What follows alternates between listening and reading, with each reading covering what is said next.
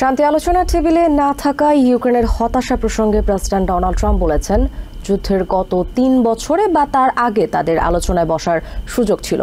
তিনি প্রেসিডেন্ট থাকলে কখনোই ইউক্রেন রাশিয়া যুদ্ধ হতো না বলে দাবি করেন। ট্রাম্প বলেন, সামান্য জমির বিনিময়ে প্রাণহানি না ঘটিয়ে এবং কোনো শহর না হারিয়ে এই যুদ্ধ যে কোনো অযোগ্য লোকও থামাতে পারতেন।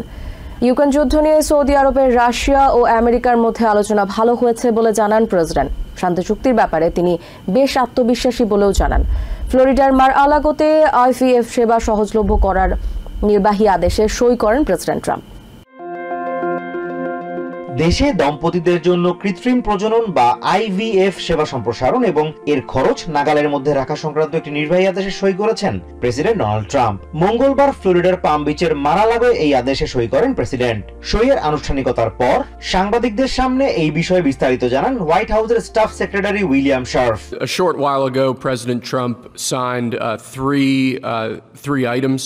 The first is an executive order relating to the affordability and availability of in vitro fertilization and other fertility treatments.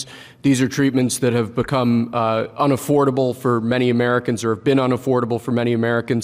President Trump বলেন, এই সেবা দেশের পরিবারগুলোর জন্য খুবই গুরুত্বপূর্ণ বিধায় এই পদক্ষেপ নিয়েছেন তিনি। Fertilization, I've been saying that we're going to do what we have to do, and I think the women and families, husbands, are very appreciative of it. এ সময় দেশের অর্থনীতির উন্নয়নে তার নেয়া সাম্প্রতিক কিছু পদক্ষেপের বিষয়ে কথা বলেন ট্রাম্প। দাবি করেন, অনেক বড় বড় প্রতিষ্ঠান, বিশেষ করে গাড়ি নির্মাতার প্রতিষ্ঠান শুল্ক আরোপের পর মেক্সিকো বাদ দিয়ে আমেরিকায় কারখানা তৈরি করতে চাইছে।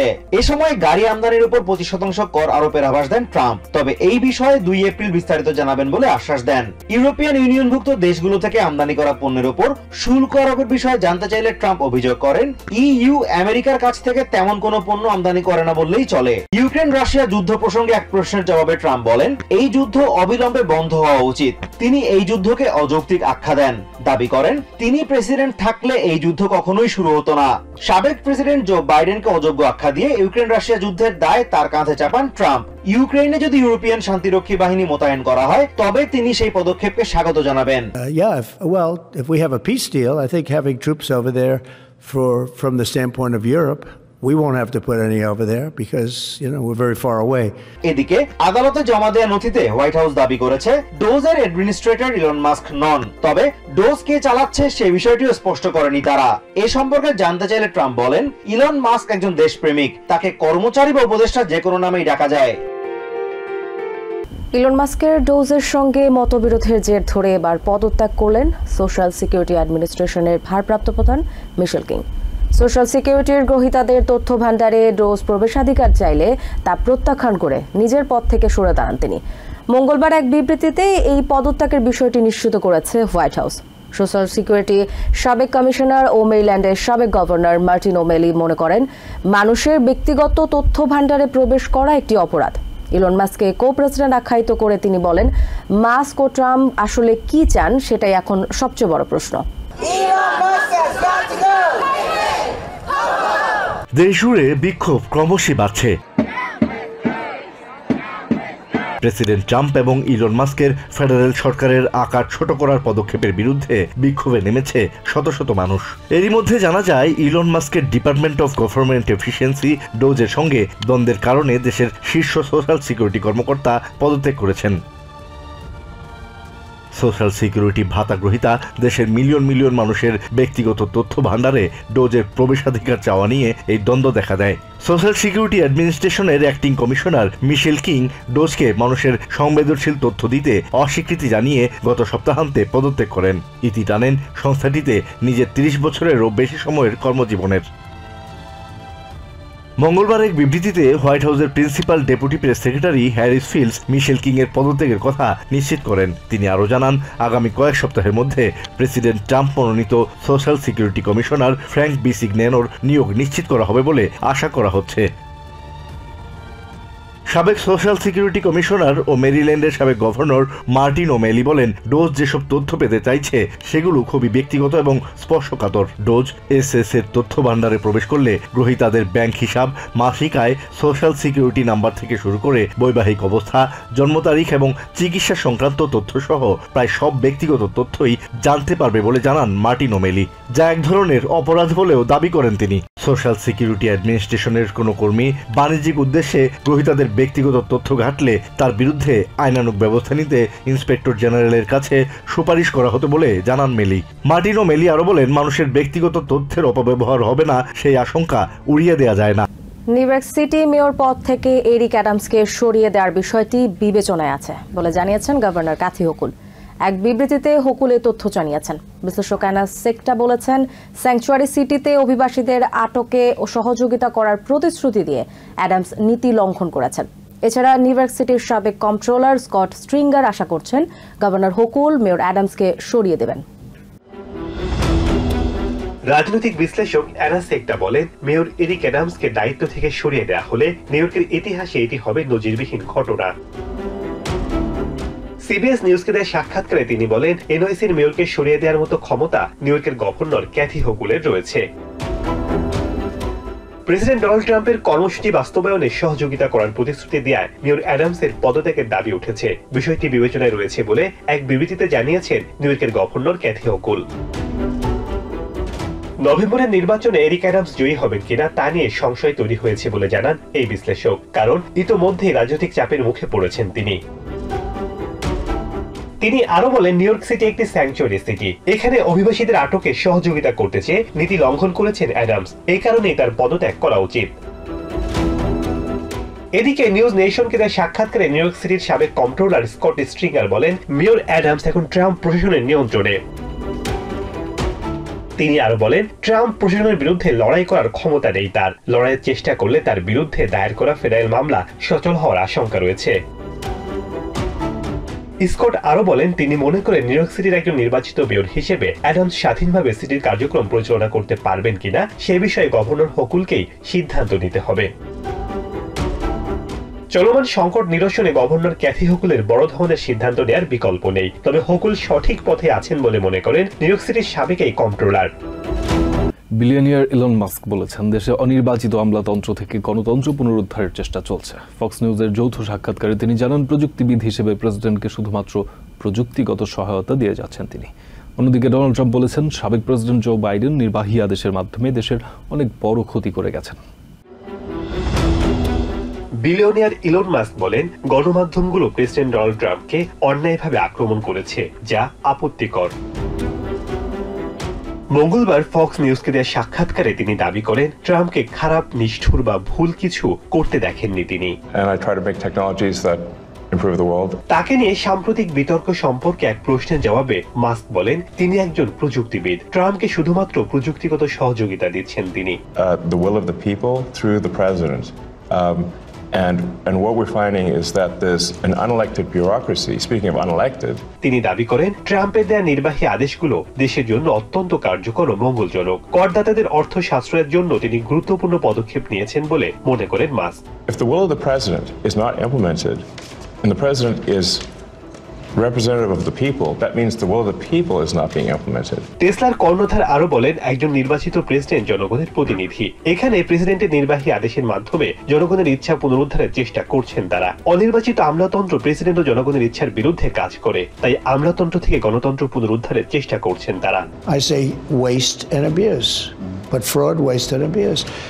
And he's doing an amazing job. Trump দাবি করেন, ইতিহাসে সবচেয়ে বেশি খারাপ প্রচার পেয়েছেন তিনি। তাকে নিয়ে প্রচার করা 98% খবরই তার বিরুদ্ধে গিয়েছে বলে জানান তিনি। নর্থ ক্যারোলাইনার প্রত্যন্ত অঞ্চলের মানুষ যোগাযোগ বিচ্ছিন্ন ছিল। ইলন মাস্ক স্টারলিংকের মাধ্যমে তাদেরকে যোগাযোগের আওতায় এনেছেন বলে তার প্রশংসা করেন প্রেসিডেন্ট ট্রাম্প। তিনি দাবি করেন, সাবেক প্রেসিডেন্ট জো বাইডেন নির্বাহী আদেশের মাধ্যমে দেশের ক্ষতি করেছেন, সীমান্ত খুলে দিয়ে কয়েক মিলিয়ন মানুষকে দেশে প্রবেশের সুযোগ দিয়েছেন। তাদের মধ্যে 100,000-এর বেশি হিংস্র অপরাধী রয়েছে। খুন, মাদক ব্যবসায় ও অপরাধী চক্রের সাথে তারা জড়িত বলে জানান ট্রাম্প। সরকারি অপচয় কমাতে কয়েক দশক ধরেই ডেমোক্রেটরা যে প্রতিশ্রুতি দিয়ে আসছিল, প্রথম কোনো প্রেসিডেন্ট হিসেবে সেসব বাস্তবায়ন করে দেখাচ্ছেন ডোনাল্ড ট্রাম্প। ফেডারেল সরকারের সক্ষমতা বাড়াতে ডোজের উদ্যোগ প্রসঙ্গে এমন কথা বলেছেন White House press secretary Karoline Leavitt. Fox নিউজকে তিনি জানান, 1993 সালে ক্লিন্টন প্রশাসন সরকারি ব্যয় লাগাম টানার অঙ্গীকার করেছিল, যা পরবর্তীতে রক্ষা করা হয়নি। এদিকে প্রেসিডেন্টের কাউন্সিলর এলিনা হাবা জানালেন, ট্রাম্প এবং ইলন মাস্ক মিলে সরকারের বিলিয়ন ডলার সাশ্রয় করছেন। ওদিকে সোমবার আদালতে দাখিল করা এক নথি থেকে জানা যাচ্ছে, মাস্ককে ট্রাম্পের সিনিয়র অ্যাডভাইজার হিসেবে উল্লেখ করা হয়েছে, সরাসরি তাকে ডোজের সাথে সম্পৃক্ত করা হয়নি। ডিপার্টমেন্ট অব গভর্নমেন্ট এফিসিয়েন্সি বা ডজ নিয়ে তুমুল আলোড়ন তৈরি হয়েছে। ফেডারেল ব্যয় সংকোচনে ইলন মাস্কের নেতৃত্বাধীন ডজ এরই মাঝে বেশ কিছু প্রতিষ্ঠানে কর্মী ছাঁটাইয়ের নির্দেশনা দিয়েছে এবং আরও কিছু প্রতিষ্ঠানে লোকবল কমানোর পরিকল্পনা করছে। তাতে অনেকেই সংক্ষুব্ধ হওয়ায় বিষয়টি আদালত পর্যন্ত গড়িয়েছে। অনেকেই এই বিষয়ে প্রশ্ন করছেন, একজন অনির্বাচিত ব্যক্তি যার আবার সরকারি কাজে স্বার্থ রয়েছে, তিনি কিভাবে ট্রেজারি ডিপার্টমেন্টের তথ্য ভাণ্ডারে ঢুকে জনতার তথ্য হাতিয়ে নিতে পারেন? এরকম নানা প্রশ্ন যখন ঘুরপাক খাচ্ছে, ঠিক সে সময় সোমবার রাতে আদালতে দাখিল করা নথি থেকে দেখা যাচ্ছে, ধনকুবের মাস্ককে প্রেসিডেন্ট ডোনাল্ড ট্রাম্পের সিনিয়র অ্যাডভাইজার হিসেবে উল্লেখ করছে হোয়াইট হাউস। সরাসরি তাকে ডোজের সাথে সম্পৃক্ত করা হয়নি। এতে ধোঁয়াশা তৈরি হয়েছে, আসলে কে মূলত ডোজের তদারকিতে আছেন। এই যখন অবস্থা, তখন সমালোচনার জবাব দিলেন হোয়াইট হাউসের press secretary Karoline Leavitt. Fox নিউজকে তিনি জানালেন, 1993 সালে ক্লিন্টন প্রশাসন সরকারি ব্যয় লাগাম টানার অঙ্গীকার করেছিল, যা পরবর্তীতে রক্ষা করা হয়নি। সরকারি অপচয় কমাতে কয়েক দশক ধরেই ডেমোক্রেটরা যেই প্রতিশ্রুতি দিয়ে আসছিলেন, প্রথম কোনো প্রেসিডেন্ট হিসাবে সেসব বাস্তবায়ন করে দেখাচ্ছেন ডোনাল্ড ট্রাম্প। এদিকে প্রেসিডেন্টের কাউন্সিলর এলিনা হাবা জানালেন, ট্রাম্প এবং ইলন মাস্ক মিলে সরকারের বিলিয়ন ডলার সাশ্রয় করছেন, যা কখনো ভাবাই যায়নি। ওদিকে ভেটারান্স অ্যাফেয়ার্স ডিপার্টমেন্ট থেকে বরখাস্ত হওয়ারা গণমাধ্যমে ক্ষুব্ধ প্রতিক্রিয়া জানিয়েছেন, বলেছেন আমলাতান্ত্রিক জটিলতায় তাদেরকে বলি দেওয়া হয়েছে। অন্যদিকে ওয়াশিংটন ডিসির অপরাধ বিভাগের প্রধান ডেনিস চাংয়ের পদত্যাগ নিয়ে বর্ষিয়ান আইনজ্ঞ অ্যান্ড্রু ওয়াইজম্যান বলেছেন, এর চেয়ে জোরালোভাবে ট্রাম্প প্রশাসনের নীতির বিরুদ্ধে অনাস্থা জানানোর অন্য কোনো ভাষা নেই।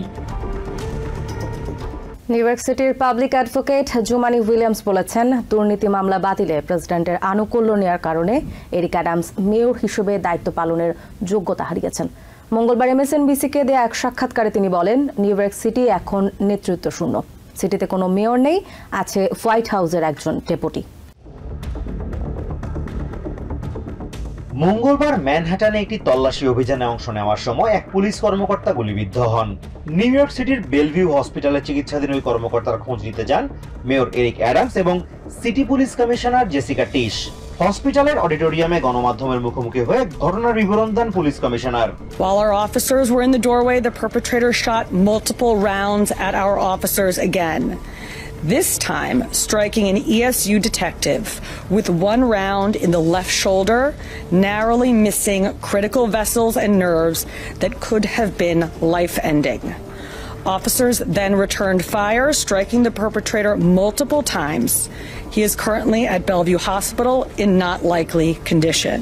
অপরাধীর বর্ণনা দিতে গিয়ে আবেগাপ্লুত জেসিকা টিশ প্রশ্ন তোলেন, কিভাবে একজন চিহ্নিত অপরাধীকে প্যারোলে মুক্তি দিয়ে আবারও অপরাধ করার সুযোগ দেয়া হয়। So the real question here is this: why was this individual out of jail and in a position to shoot our officers? How is the system set up to allow one person to commit multiple violent offenses while out on parole with no consequences? এ সময় mayor Eric Adams ক্ষোভ প্রকাশ করে বলেন, একজন সহিংস অপরাধীকে বারবার একই অপরাধ করার সুযোগ করে দেওয়ার ফলেই একজন পুলিশ কর্মকর্তাকে গুলিবিদ্ধ হতে হলো। We're angry because the shooter is a violent, repeated offender with prior gun arrests, who was on parole for narcotics use and sales. We're angry that this man was back on our streets, possesses yet another firearm, and ultimately shoot an NYPD officer. যে সময় mayor Adams এই বক্তব্য রাখছিলেন, তার খানিক আগেই একজন federal বিচারক সেই সব প্রসিকিউটরকে এই সপ্তাহে আদালতে হাজির হয়ে ব্যাখ্যা দেওয়ার জন্য নির্দেশনা দেন যারা জাস্টিস ডিপার্টমেন্টের আদেশ মেনে মেয়র অ্যাডামসের বিরুদ্ধে দায়ের হওয়া দুর্নীতির মামলা বাতিল করার আবেদন করেন। যে আদেশ মানতে না পেরে পদত্যাগ করেন অন্তত 6 জন ফেডারেল প্রসিকিউটর। সাবেক প্রেসিডেন্ট জো বাইডেনের হাতে নিয়োগ পাওয়া ডিস্ট্রিক্ট জাজ ডেল হো বুধবার দুপুর 2টায় এই বিষয়ে শুনানিতে হাজির হতে সংশ্লিষ্ট সব পক্ষকে আদেশ দেন। এদিকে New York City public advocate Jumaane Williams এমএসএনবিসি-কে দেয়া এক সাক্ষাৎকারে বলেন, নিউ ইয়র্ক সিটি এখন নেতৃত্ব শূন্যতায় ভুগছে এবং এত সব ঘটনার মধ্যে এরিক অ্যাডামস মেয়র হিসেবে দায়িত্ব পালনের যোগ্যতা খুইয়েছেন। সোমবার 4 জন ডেপুটি মেয়র পদত্যাগ করার ঘটনা সিটিতে শক ওয়েভ তৈরি করেছে মন্তব্য করে জুবানি উইলিয়ামস বলেন, সিটির সব নাগরিকও বুঝে গেছেন যে এখন কার্যত তাদের কোনো মেয়র নেই, আছে একজন হোয়াইট হাউসের ডেপুটি।